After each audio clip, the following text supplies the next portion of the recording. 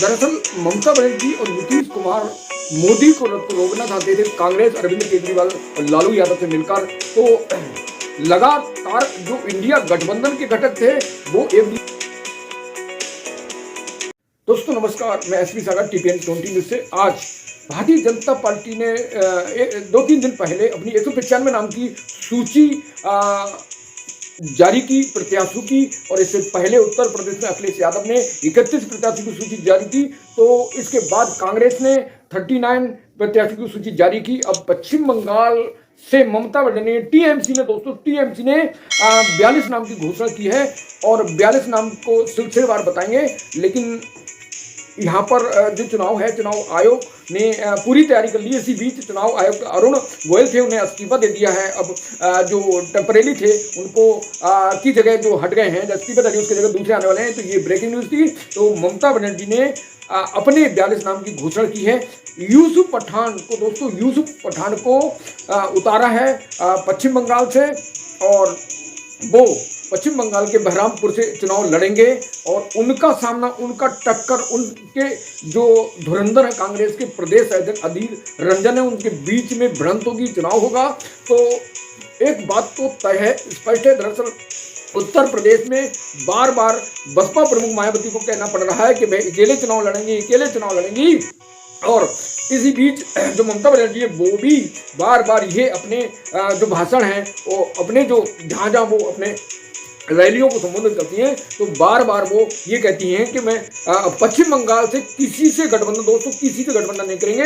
तो ये दोनों जो महिलाएं हैं उत्तर प्रदेश पश्चिम बंगाल से, ममता बनर्जी और मायावती, तो लगातार आखिर कौन सी बात है वो बाद में बात करेंगे। सबसे पहले जो 42 नाम है उन 42 नाम की चर्चा करते हैं। तो यूसुफ पठान और नुसरत जहां को भी टिकट देने की बात चल रही है, लेकिन नुसरत जहां को अभी होल्ड पर रखा है। और जो 42 नामों की बात करते हैं, सबसे पहले ममता ने एक बार नहीं बार बार घोषणा की है कि अकेले चुनाव लड़ेंगी। तो कहीं ना कहीं उनके भतीजे को ईडी को लेकर कोई ऐसा मामला है, और यही हाल उत्तर प्रदेश की पूर्व मुख्यमंत्री मायावती का है कि बार बार उन्हें कहना पड़ता है, स्पष्ट करना पड़ता है कि वे किसी से गठबंधन नहीं करेंगी, क्योंकि जब गठबंधन नहीं करेंगे तो वहां पर मोदी का रास्ता साफ होगा। तो भारतीय जनता पार्टी किसी न किसी तरह लोगों पर प्रेशर बनाकर 2024 में सत्ता में पहुंचना चाहती है। तो 370 का जो नारा है, जो तैयारी है, वो यही है कि नेताओं को डराओ धमकाओ और सीट जीत कर ले जाओ। जो 2014 के लोकसभा चुनाव में 2 सीटें 18, अगले 19 में, और इस बार दरअसल ममता बनर्जी और नीतीश कुमार मोदी को रोकना चाहते थे। कांग्रेस अरविंद केजरीवाल और लालू यादव से मिलकर तो लगातार जो इंडिया गठबंधन के घटक थे वो एक दूसरे नाराज थे, या कुछ न कुछ उनकी मजबूरी थी। बसपा प्रमुख मायावती इंडिया गठबंधन में शामिल नहीं हुई, लेकिन जो अपने नीतीश कुमार थे बिहार से सीएम, वो इंडिया गठबंधन में शामिल हुए, लेकिन बीच मतदार में जो आरजेडी के साथ सरकार तोड़कर चले गए और उन्हें बीजेपी के साथ समझौता किया। तो मेरा कहने का मतलब है कि इंडिया गठबंधन मोदी के रथ को रोकना चाहता था।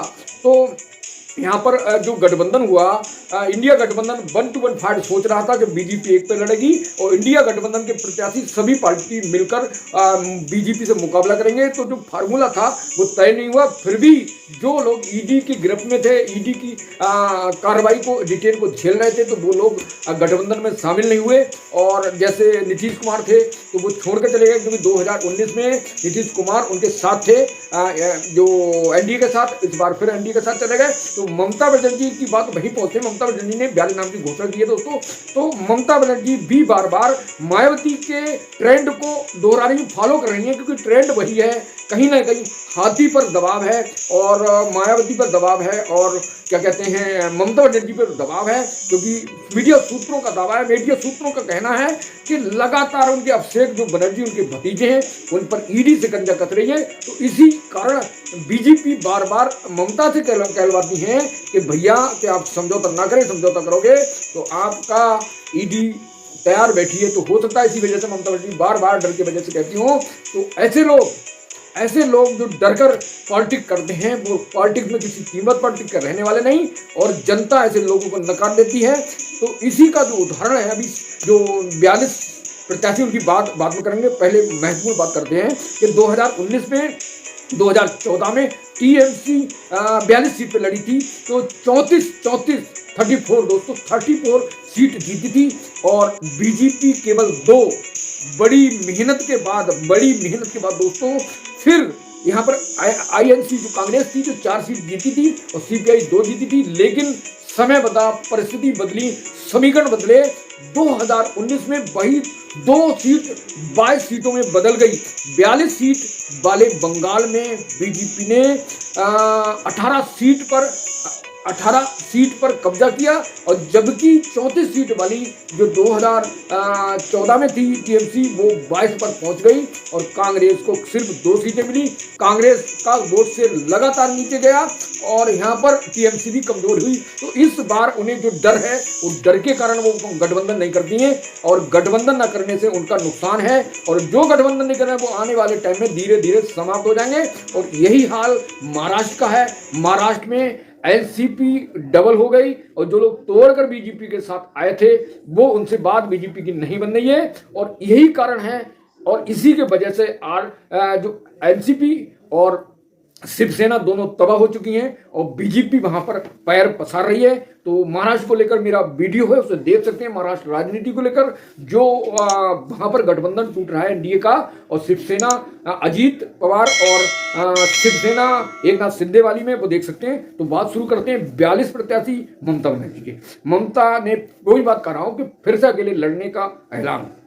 तो जो लिस्ट है उस लिस्ट में यूसुफ पठान को उतारा है बहरामपुर से। वहीं पर प्रदेश अध्यक्ष जो है कांग्रेस के अधीर रंजन चुनाव लड़ रहे हैं। तो इससे साफ हो रहा है कि इंडिया गठबंधन को टीएमसी चुनौती दे रही है, जिसके कारण मोदी का रास्ता साफ होने के चांस बन रहे हैं और मुस्लिम वोटों का ध्रुवीकरण होगा। दूसरा और खतरनाक फार्मूला आने वाला है। ममता बनर्जी ने बार बार कहा है कि मैं अपने प्रदेश में किसी कीमत पर सीएए नागरिक संशोधन विधेयक को नहीं लागू होने देंगे। ममता बनर्जी ने ऐलान करके कहा है, लेकिन वहीं पर भारतीय जनता पार्टी सीए को हर हाल में लागू करेगी। और टीएमसी के पीछे ममता को जो डर है वो डर ये है कि ममता बनर्जी टीएमसी को जैसे ही लागू होगा तो जो अफगानिस्तान, बांग्लादेश और पाकिस्तान से लोग आए हैं, तो 6 लाख लोग हैं बंगाल में, वो प्रवासी हैं। उन प्रवासी को जैसे ही सीओ लागू होगा और तुच्छीकरण का काम किया जाएगा, तुष्टीकरण का, और जो विपक्ष होगा वो तुष्टीकरण होगा, और जितने भी लोग होंगे उन्हें नागरिकता मिलेगी भारत की, वो खुश होंगे, बीजेपी को सपोर्ट करेंगे। तो इसी वजह से ममता को डर है कि ममता को यह डर है कि सीए नागरिक संशोधन विधेयक लागू होगा, उनका नुकसान होगा।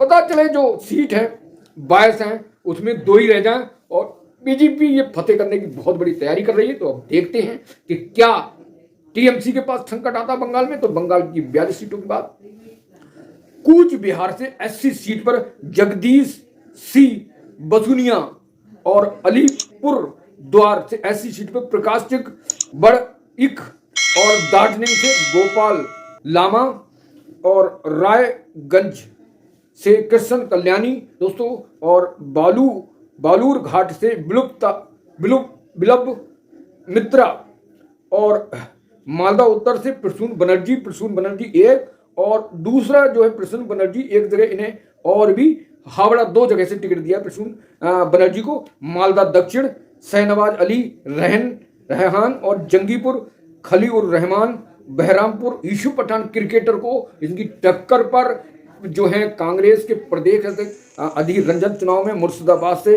आबू तोहर खान और किशननगर से महुआ मोइल, इनकी सदस्यता रद्द हो गई ज्यादा बोलने के कारण। ये वही महुआ मोइत्र हैं। राना घाट ऐसी सीट पे मुकुटमणि अधिकारी और बोगांव से विश्वजीत दास, और बैकरपुर पार्थ भौमिक, और दमदम से प्रोफेसर सौगात राय, और 12/7 से कोकाली घोष तस्तीकार, जोयनगर से प्रीतमा मंडल, और मथुरापुर से बापी हल्दर, डायमंड हलवर से अभिषेक बनर्जी जो भतीजी हैं ममता बनर्जी की, तो इनको बीजेपी ने टारगेट कर लिया और इसी वजह से ममता बनर्जी बार बार के लिए लड़ने का ऐलान। जाटवपुर से शोभानी घोष, और कोलकाता दक्षिण से माला रॉय, हावड़ा प्रसून बनर्जी, इनको डबल है, और उले बेरिया से ससदा अहमद, और श्रीरामपुर से कल्याण बनर्जी, हुगली से रचना बनर्जी और